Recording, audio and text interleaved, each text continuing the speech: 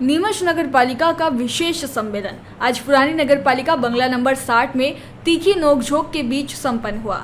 सम्मेलन में सभी 18 प्रस्तावों को सर्वसम्मति से पारित कर दिया गया। सम्मेलन का मुख्य एजेंडा बंगला नंबर 60 में फूड जोन के निर्माण को प्रशासनिक स्वीकृति देना था। इसके अतिरिक्त बगीचा नंबर 12 में इंडोर स्टेडियम के बाद बची भूमि पर योजना तैयार करने, सांवरिया सेठ मंदिर के पीछे नाला सौंदर्यीकरण में अतिरिक्त कार्य कराने, नगर के प्रमुख प्रवेश मार्गों पर स्वागत द्वार लगाने और 29 लीज नवीनीकरण प्रकरणों को स्वीकृत करने जैसे प्रस्ताव भी शामिल थे। योजना क्रमांक 17 के भूखंड क्रमांक 226 का व्यावसायिक पट्टानामा कराने का प्रस्ताव भी पारित हुआ। अन्य प्रमुख निर्णयों में बंगला बगीचा व्यवस्थापन के प्रकरणों को मंजूरी, सेवानिवृत्त और दिवंगत जन सेवकों के परिजनों को अस्थायी दैनिक श्रमिक के रूप में रखने, संविदा कर्मचारियों को रखने और उनकी अवधि बढ़ाने तथा विभिन्न विकास कार्यों के प्रस्तावों को हरी झंडी दी गई। बैठक के दौरान कुछ प्रस्तावों पर नेता प्रतिपक्ष योगेश प्रजापति और भाजपा के कुछ पार्षदों ने कड़ी आपत्ति दर्ज कराई, जिससे कई बार माहौल गर्मा गया। फूड जोन के लिए चिन्हित भूमि को लेकर भी विरोध देखने को मिला। बैठक की शुरुआत में नई भर्ती को लेकर सफाई कर्मचारियों ने ज्ञापन सौंपा।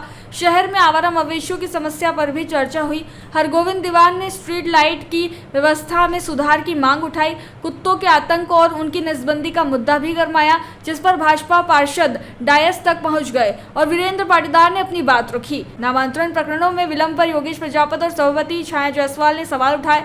ढिल्लन प्रकरण को लेकर नेता प्रतिपक्ष और अध्यक्ष स्वाति चोपड़ा के बीच तीखी बहस हुई। नीरज अहीर ने नगरपालिका की जमीनों पर अतिक्रमण का मुद्दा उठाया। क्या मुद्दे रखे गए हैं शहर के?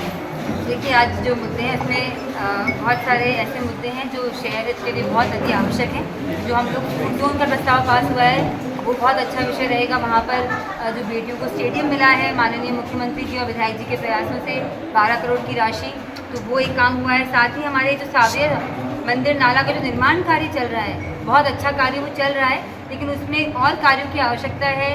कुछ वहाँ पर boundary wall, fabrication, garden, lighting, तो नगर पालिका चाहती है कि वो एक सुंदर बन के तैयार हो, जो पूरा एक स्थान बनेगा, तो उसके लिए अतिरिक्त जो व्यय होगा उसकी स्वीकृति प्रदान की गई है। साथ ही हम पूरे शहर में हम चाहते हैं कि जो एंट्रेंस पॉइंट है वहाँ पर एक अच्छा सुंदर गेट बने, ताकि जब भी कोई नीमच आए तो उनको लगे कि हम एक सुंदर से अच्छे से शहर में आए हैं। तो वो आज एक मुख्य प्रवेश मार्गों पर स्वागत द्वार निर्माण की भी स्वीकृति हमको मिली है। इसके साथ ही जो हमारा इंडोर स्टेडियम बन रहा है बगीचा नंबर 12 में, वहाँ पर भी चूँकि जो राशि है शासन से आई थी वो थोड़ी कम है, उसमें हमको अतिरिक्त व्यय उसमें भी होगा, तो उसका फेज़ 2 हम डिज़ाइन कर रहे हैं। और साथ में वहाँ पर हम आउटडोर भी डिज़ाइन कर रहे हैं, pickle ball, basketball, badminton, cricket का टर्फ, ताकि बच्चे जब वहाँ जाएं तो उनको इंडोर और आउटडोर दोनों गेम्स जो हैं वो खेलें।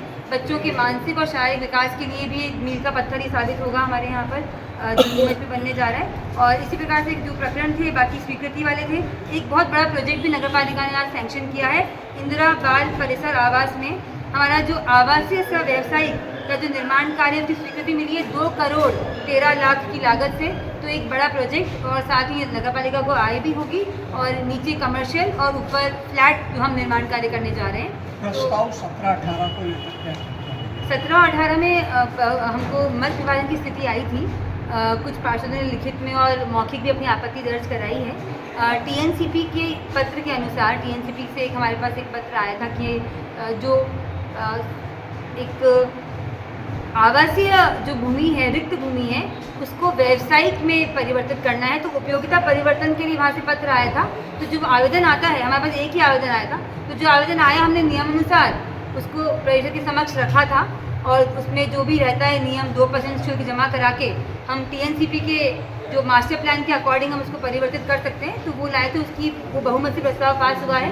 18 नंबर के अंदर एक विषय के अंदर प्रस्ताव जो है बहुमत से पास नहीं हुआ है, बाकी सारे प्रस्ताव जो है बहुमत से पास। पार्षद नीरज अहीर ने बताया है कि नगर पालिका की कई भूमियों पर निर्माण कार्य चल रहे हैं और जो जिनका कोर्ट में केस चल रहा है उसको लेकर कई बार मुद्दे भी उठे पर कोई कार्रवाई नहीं होती है। देखिए, लगातार अतिक्रमण के खिलाफ कार्रवाई हो रही है।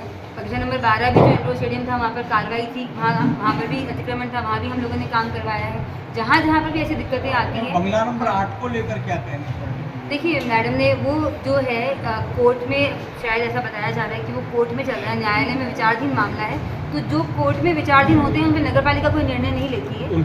उसको लेकर आवेदन भी लगे हैं नगर पालिका में निर्माण देखिए, जो कार्य भी होगा कार्रवाई सीएमओ को बोल दिया गया है कि नियम अनुसार हो और नियम में कोई भी कोताही नहीं बरती जाएगी और जो भी प्रक्रिया हो रही है सब नियम से हो रही है, इसमें कोई दिक्कत नहीं आने नहीं देंगे। मैडम परिषद की बैठक से पहले कई सफाई कर्मी भी आए अंदर थे, आया है। वो भी आया था आपके साथ बातचीत, क्या बात को लेकर बोले? देखिए, सफाई कर्मचारियों की कुछ फाइलें पेंडिंग थी और जो नियम में थी वो 6 फाइलें मैं ले आई हूँ परिषद में, जहाँ पर मुझे लगा कि जो मध्य प्रदेश शासन का अधिनियम बना है 2016 में जो प्रतिबंध लगा है नई भर्ती को लेकर, उसके अनुसार हम लोगों ने उन फाइलों को नहीं किया है। पर चूंकि स्थापना व्यय और सारी दूसरी बातों को लेकर परिषद के सभी पार्षदों का ऐसा कहना है हमें आवश्यकता भी है कर्मचारियों की, तो सफाई कर्मचारियों की जो भर्ती की जाएगी वो हम परिषद में लाकर नियम में लाकर जल्द से जल्द हम उनको 15 दिन में उनका निराकरण करेंगे। कार्रवाई हो रही है। देखिए, शानों की नसबंदी में मेरे द्वारा पत्र लिखा गया था क्योंकि जो कार्य हो रहा था वो मुझे ठीक नहीं लग रहा था। जो हमारी पूरी निगरानी समिति मैंने बनाई थी, समिति ने मुझे अवगत कराया कि मैडम ये जो कार्य कर रहे हैं उसमें कहीं ना कहीं संख्या को लेकर ठीक नहीं चल रहा है, तो मैंने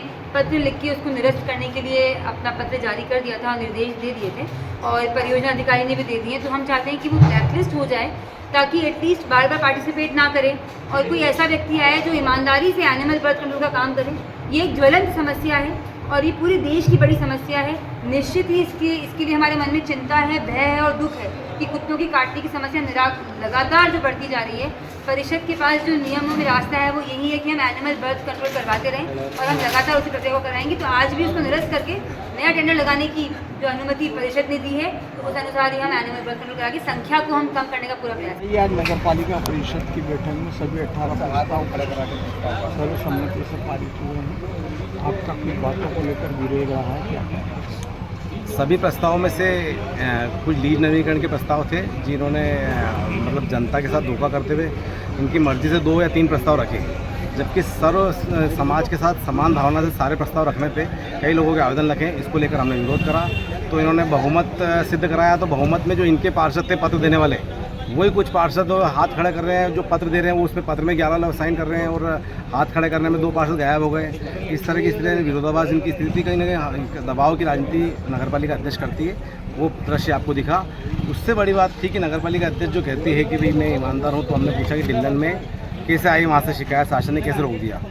फूड जोन को लेकर भी जब हमने पूर्व में कहा था कि फूड जोन के जो गर्ल्स कॉलेज को ज़मीन दे दें, गर्ल्स कॉलेज के सामने ना देते हुए पीछे दी जाती, तो वो नगरपालिका अध्यक्ष खुद ही कह रही कि बाउंड्री वाल हमने नहीं बनवाई है। तो आपकी प्रॉपर्टी पे कोई भी कब्जा कर लेता है और आपको मालूम नहीं पड़ती है।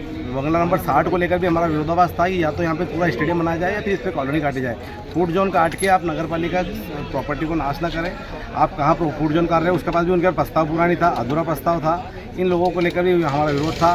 उसके अलावा सबसे बड़ी बात ये थी कि मेरे द्वारा पूर्व में भी कई बार कहा गया था कि नगर पालिका द्वारा कितने प्रॉपर्टी नगर पालिका कोर्टों से जीती है, नगर पालिका कब्जे क्यों नहीं ले रही है। कई हमारे हाई कोर्ट में जीत चुके हैं, कई प्रॉपर्टी हम सुप्रीम कोर्ट में जीत चुके हैं। तो कहीं ना कहीं मैंने देखा कि नगर पालिका अध्यक्ष की लचीलापन इस कारण है कि उन लोगों से इनकी सेटिंग और इनका एडजस्टमेंट रहता है। उनको समय सीमा देते हैं, वो कोर्टों में जाते हैं और स्टे ले आते हैं और अपनी प्रॉपर्टी नगर पालिका की प्रॉपर्टी का नाश होता है। और ये इस वर्तमान परिषद में ही हो रहा है। पूर्व में तो हमने कई प्रॉपर्टी पर कब्जा लिया था, लेकिन अभी आप ये देखिए कि चमड़ा कारखाने की पूर्व परिषद में कब्जा लिया था। आपका जहाँ पे पीएम आवास वाले इस परिषद ने एक भी जमीन कब्जे में ली। वो नगर पालिका हारने खेल करती है। इसको लेकर हमारा विरोध कई बातों पर था। जयराम जी, किशन काका, राम राम भाई, राम राम। क्या दोनों भाई बैठ के क्या हिसाब लगा रहे हो? ऊटी लहसुन के भाव आ गए क्या? अरे नहीं रे दादा, ये अपना रमेश नया मकान बनाने के लिए लोन ले रहा है। हिसाब किया तो पता चला कि लोन का पैसा तो ईंट और रेती में ही पूरा हो जाएगा। और अभी तो सीमेंट लानी है, सलिया लाना है और तो ठेकेदार को भी पैसे देने हैं। मेरे तो कुछ समझ में ही नहीं आ रहा कि कैसे बनेगा मेरा नया मकान। अरे किशन काका, कहाँ इन रेत सीमेंट और लाल ईंटों के चक्कर में पड़ रहे हो? मेरी बात मानो तो अपने घर को बाबजी एएसी ब्लॉक से बनवाओ। इसमें ना सीमेंट और रेत की जरूरत होती है, ना ही तराई करने की झंझट। और लाल ईंटों के मुकाबले आपका मकान काफी तेजी से बनकर तैयार हो जाएगा। इससे आपके पैसे तो बचेंगे ही, साथ ही मजबूती ऐसी कि सालों साल देखने की जरूरत नहीं। और इससे आप अपना मकान ही नहीं, कुएं और खेत की बाउंड्री वॉल भी बनवा सकते हो, जिससे रोजड़ों की समस्या भी खत्म हो जाएगी। वाह भाई, ये तो कमाल की चीज है। फिर तो मैं अपना घर बाबजी ब्लॉक से ही बनवाऊंगा और मैं अपने खेत की बाउंड्री वाल। ज्यादा जानकारी के लिए स्क्रीन पर दिए गए नंबर पर अभी कॉल करें। बाबजी एएसी ब्लॉक्स, स्टील से मजबूती।